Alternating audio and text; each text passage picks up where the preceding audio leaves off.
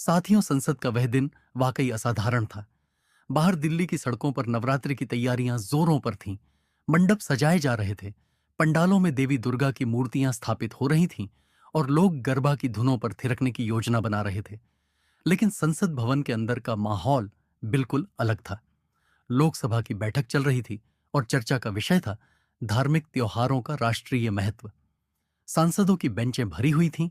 कुछ सदस्य मोबाइल पर नोट्स देख रहे थे, तो कुछ एक दूसरे से फुसफुसाकर बातें कर रहे थे। स्पीकर की कुर्सी पर बैठे हुए ओम बिड़ला शांत भाव से बहस को नियंत्रित कर रहे थे, लेकिन हवा में तनाव साफ महसूस हो रहा था। जैसे ही नवरात्रि का जिक्र हुआ, सदन दो खेमों में बंटने लगा। सत्ता पक्ष के सदस्य इसे भारतीय संस्कृति की आत्मा बता रहे थे, जबकि विपक्ष के कुछ नेता इसे सामाजिक न्याय की दृष्टि से देखने की बात कर रहे थे। बहस गर्म हो रही थी, आरोप प्रत्यारोप का दौर चल रहा था।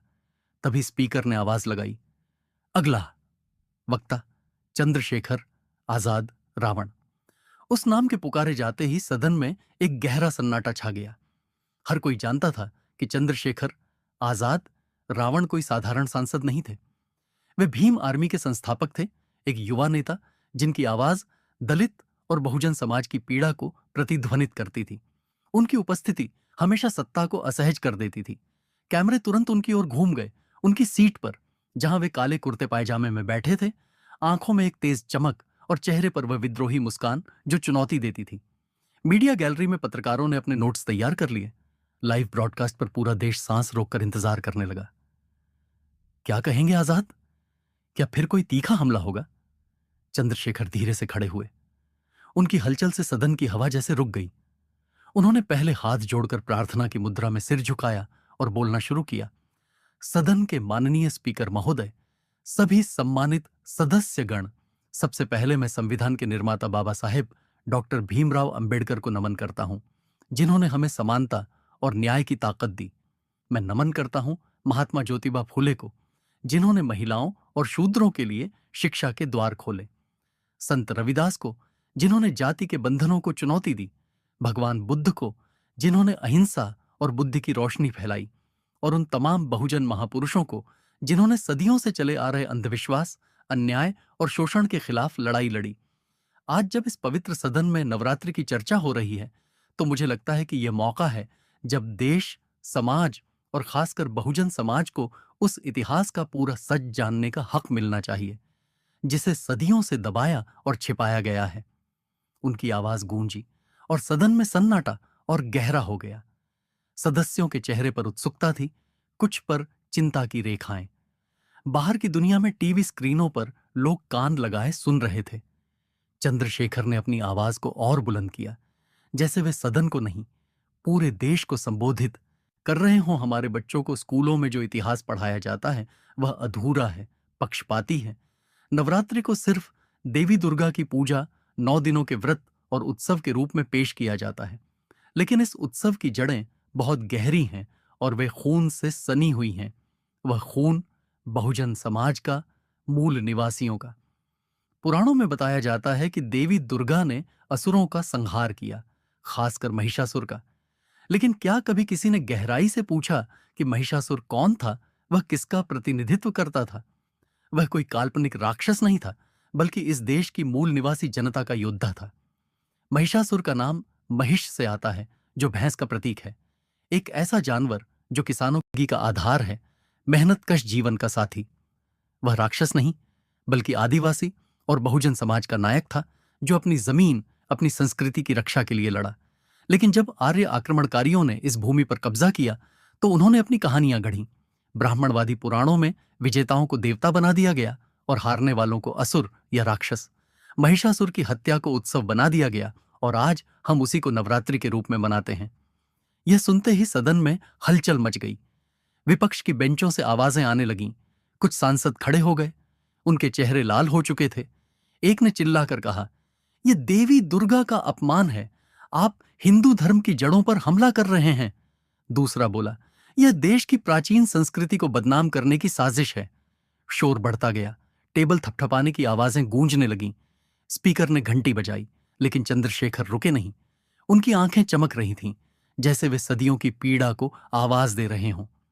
मैं किसी देवी देवता का अपमान नहीं कर रहा हूं। मैं विज्ञान की भाषा बोल रहा हूं, इतिहास की सच्चाई बता रहा हूं। आप आस्था की चादर ओढ़कर सच्चाई को दबा नहीं सकते। हमारे बहुजन महापुरुषों ने हमेशा कहा है कि धर्म और जाति के नाम पर गढ़े गए मिथक असल में शोषण को मजबूत करने के हथियार थे। बाबा साहेब अंबेडकर ने रिडल्स इन हिंदुइज्म में स्पष्ट लिखा है कि लोकतंत्र के लिए अंधविश्वास की जंजीरों को तोड़ना जरूरी है। महात्मा फुले ने गुलामगिरी में ब्राह्मणवादी व्यवस्था की पोल खोली। पेरियार ने देवताओं को चुनौती दी। और आज मैं उसी परंपरा को आगे बढ़ा रहा हूं। अगर आप सच से डरते हैं तो यह आपकी समस्या है, देश की नहीं।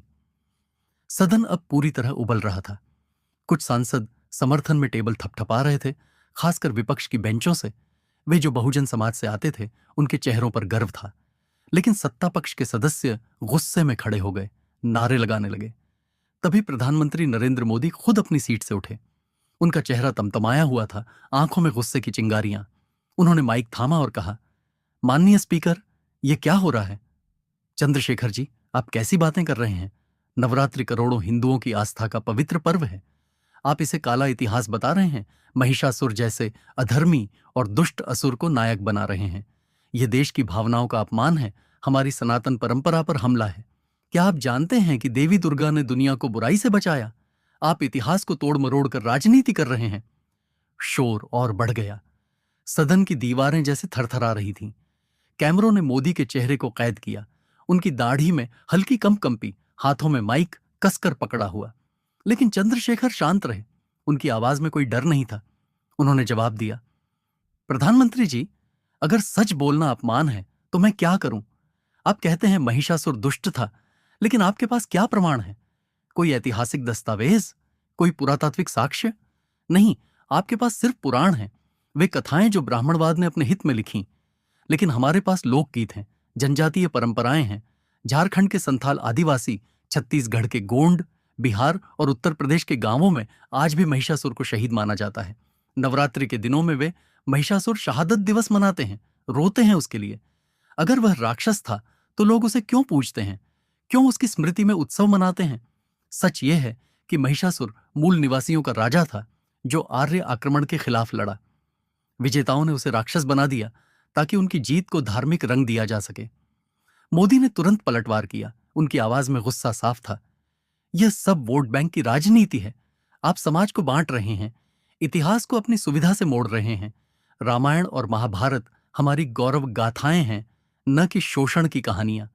चंद्रशेखर ने मुस्कुराकर कहा, नहीं प्रधानमंत्री जी, यह राजनीति नहीं, यह बहुजन समाज का दर्द है। सदियों से हमारे नायकों को राक्षस कहा गया, रावण को, शंबूक को, एकलव्य को।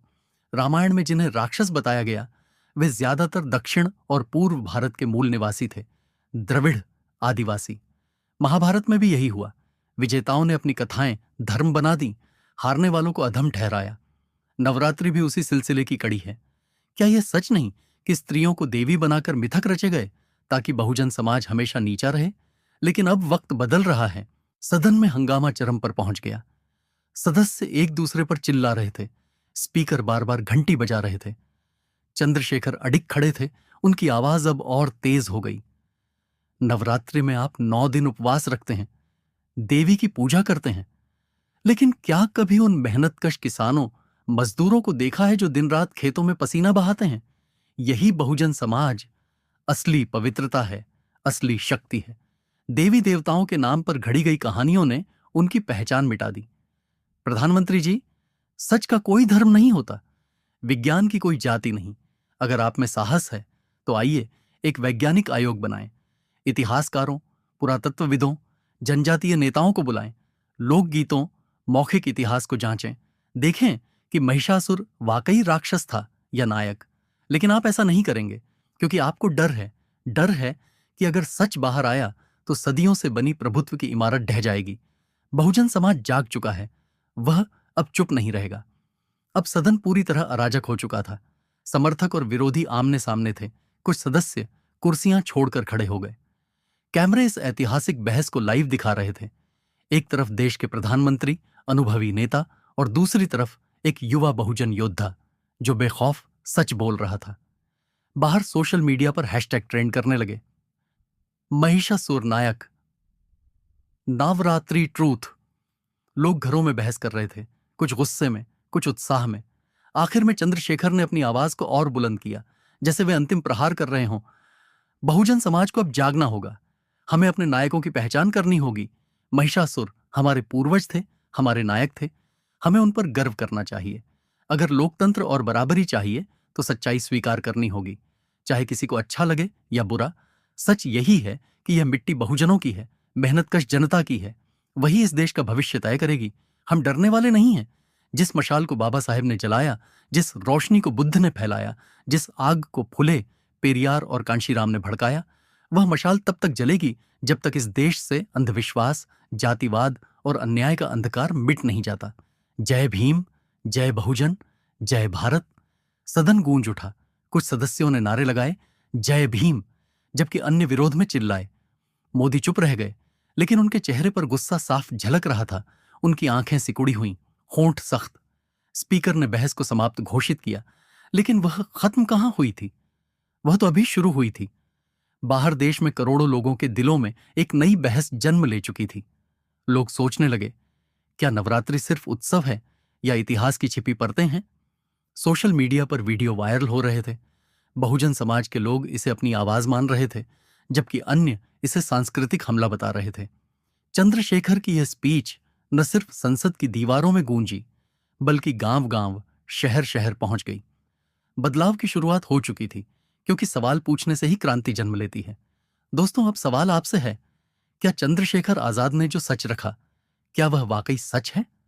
अपनी राय जरूर साझा करें और इस आवाज को फैलाएं। दोस्तों, अगर आपको यह वीडियो पसंद आया हो तो वीडियो को लाइक करें, चैनल को सब्सक्राइब करें, कमेंट बॉक्स में अपनी राय अवश्य दें।